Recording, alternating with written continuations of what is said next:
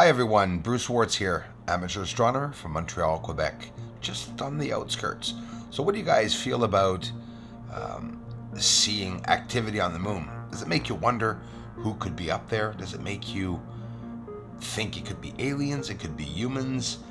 You know, say to yourself, for those who do fear aliens, which is probably a little normal, look at this in the crater, with a long line of objects, a string of objects, side by side, elevated, lifting out of the crater, and running along the Terminator line. So would it change your life seeing aliens or finding out that they were on the moon? You know, would it destroy your belief system, or would it add to your belief system? And that's what I see. This is the sun, as we are watching probably fireballs, asteroids, slivers and stuff. A hell of a big sliver. Tell you that. The object that you just saw a minute ago is probably bigger than Earth. There's no two ways about it. There's a lot of stuff roaming around out there. But do you not think the aliens would come to Earth to destroy it? So let's get that right out of our heads right away. They're not here to destroy Earth. Well, not quickly anyways, right? The surface, that's where I want to go, and I want to show you guys a spectacular surface. What are we looking at? Remnants? Ancient civilizations? Alien and human? A complete other something else? Who knows? The theories that I've been hearing online are absolutely exceptional. The bases on the moon have two elements of construction, right? Two substances. They're reflective. Are they deliberately reflective? I don't know, but it interests me and intrigues me that it sort of makes a little bit of sense that they're trying to blend in those structures with the surface. No, I mean, am I exaggerating? Why am I saying that? Because they have the same reflectivity. We do see what looks like dirt over many and most of the craters, like to hide the shapes, maybe, right? Theoretically, of course. But we see here two different structures on the moon. There's several different structures, two different types of elements of construction, one to blend in, that's maybe a shadow, and of course the other one reflective, the same reflectivity as our surface. Now I'm seeing a lot of black lines and what looks like tunnels on the moon. So let's seriously wake up and realize that this black material was placed all over the moon for someone or something to get through or to get around in. The most intriguing and biggest secret is, how did they make it so that science and all scientists around the world would rule any alien life out by saying it's ejecta, by saying that the floors became cool after the fires on the moon when the asteroids hit, and then it made an even floor because it gently bubbled and cooled. Shut up. Come on. Come on. That's more exaggerated than me saying that there's someone up there. Come on. Here, a UFO plunges under the hazes, and that's when it all started, when I realized that there really was a haze on the moon, and I show it in the videos. There's just no two ways about it. The eyes don't lie. You're looking at an object that is on the moon. Is it debris, Bruce? It could be debris. It's not an alien. I respect that totally. And you're probably right. Of course there's debris around the moon. We're putting it there.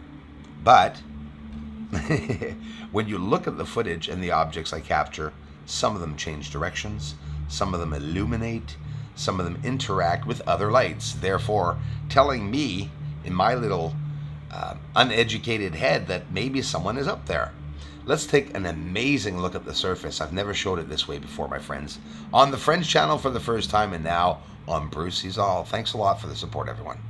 So, does that raise the hairs on your back or your arms? No? Maybe you're not awake.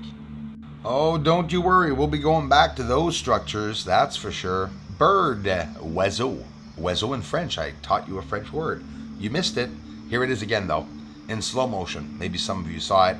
Now, I could easily pass this off as a UFO, but I want you to understand something. This is a bird that's going to go by. It's in the center now, coming in from the right.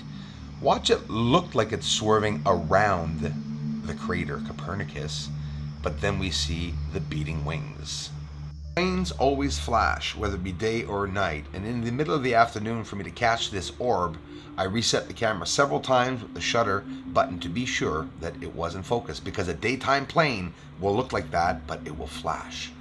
Somebody asked me if there was information that I held back that I believed was important for people to know, but that I was maybe afraid to talk about. Well, let me tell you about something that I've never mentioned before. The way bases are built here on Earth to hide in deserts, to hide in snowy areas like Antarctica, Alaska, which we've seen Russia, States talk about those areas, right? Okay, let's be realistic. Now, who says we didn't take that artificial intelligence information from the moon and realized that maybe someone was out there and that the moon people were protecting themselves from another type of being? That would cause us at the beginning of the 1900s or whenever to start maybe building the same types of structures, maybe to do some tests, probably involved for us here on Earth in hiding from other countries when the satellites started roaming around. And that's where the space war started, where I believe where everyone wanted to get that intelligence from the moon. Maybe a country would associate itself with another country needing the help and the financing and the people to be able to realize actually landing on the moon. But maybe they went and they sent something down on the moon that wasn't human, right? We're only hearing about drones now, but in reality, everything that we hear about publicly has been invented probably hundreds of years before they mention it to us.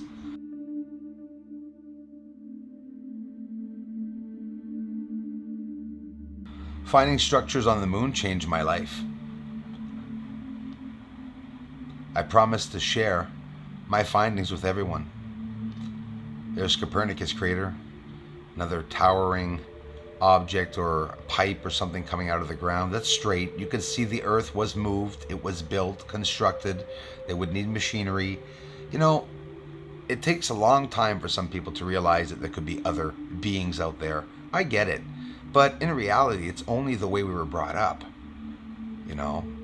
It's like we have a brain, but we're not using it to full potential. And why? Because they're not helping us use our brains to the full potential. Governments don't want intelligent people. They want workers. They want people who will shut up, work, and do as they're told, all while believing that we are sort of free. So we sort of live in a wide cage, right? It's not that we're not caged in, it's that the cage is vast. I'm no ruler, but I know for a fact that if I was a ruler of a nation and that I found this on the moon and that it was structures, they were structures that were deliberately reflective and hiding and built in a way to hide themselves and to be in the shades. Do you think that the governments here would not try to reproduce that to protect each of the countries, and then so on and so forth, and thus presenting us a basic ideal of exactly why those who aren't scientists and are curious, why there are so many secret projects out there? I mean, can you imagine how much funding and investment goes into these secret projects that no one will ever know about? I believe humans have always been part, even the public, us, the people, the nobodies, right? We've always been part of those secret projects. Whether it be what we're doing here on Earth for other worlds and galaxies, we may never know it. We're compensated, we work, we have families, we grow, we get sick, we get old, we die, and so on and so forth. And that's our realm or our physical illusion, which is very convincing. I often say it, inspired by Einstein when he says life is a very convincing illusion. There was a lot, oh boy, in in what he meant. I'm sure Alaska is the same thing. They must be using UFOs there. They must have bases that have reflective surfaces, entrances, hidden trapdoors, whatever you want. Whatever we see in the movies, they've tried to reproduce it. We've seen it a lot, and I'm sure that the intelligence that's on the moon, when it was found out, well, the same thing was used here for all the wars that we've seen over the years, where people were using the same techniques on the moon. Who was the first to build a base in a snowy area to hide it? That's very interesting when you think of it. First country to build a base like that, because he knew it was on the moon. So AI on Earth is from the moon. They just took the technology there and brought it here, and I bet you under